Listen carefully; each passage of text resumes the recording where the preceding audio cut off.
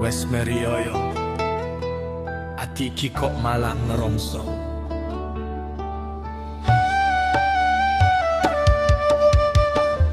Bodohan wis cedak tekan,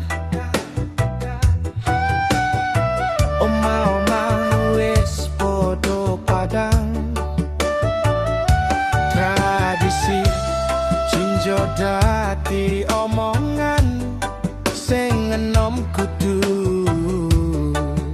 siap ke pegangan. Nanging aku isih koyo ngene,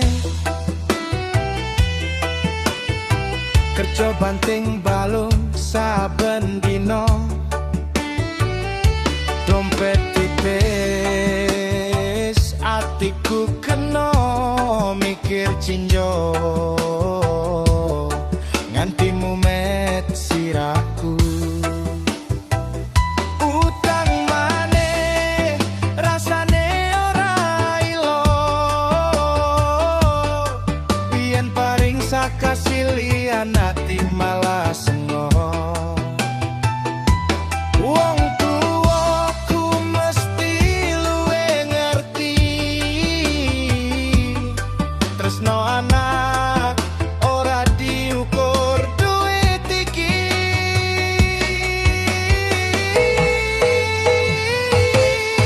Cinjo isih kena nunggu, dudu aku ra duwe rasa. Ati iki loro sak jerone dada, ndelok bapak ibu mung ngisen ndonga. Bodohan aja mung gengsi, sing penting kulawarga tetep rukun lan tentrem ati. Yen saiki aku durung iso, muga taun ngarep rezeki maringi dalan rasa.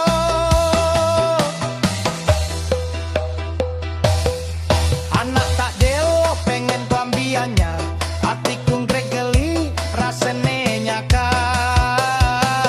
Aku mung iso janji sabar, muga Gusti paring lancar.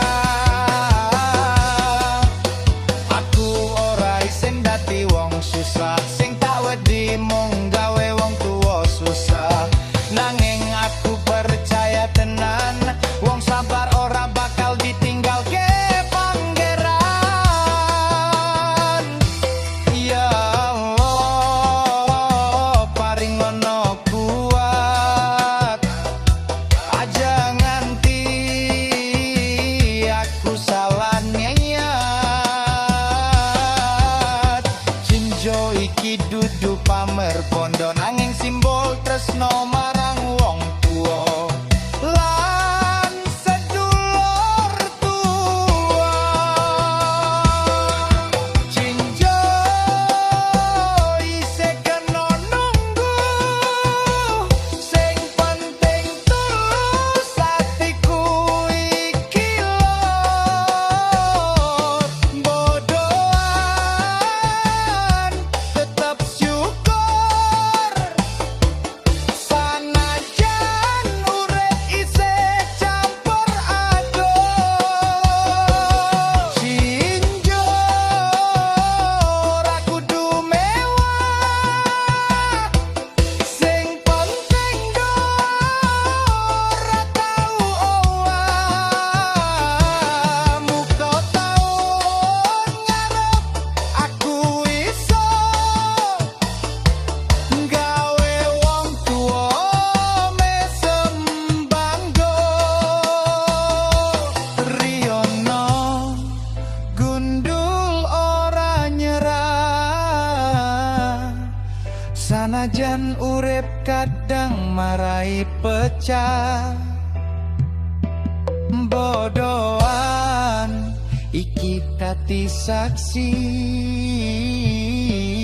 wong jatim kudu kuat lan wani.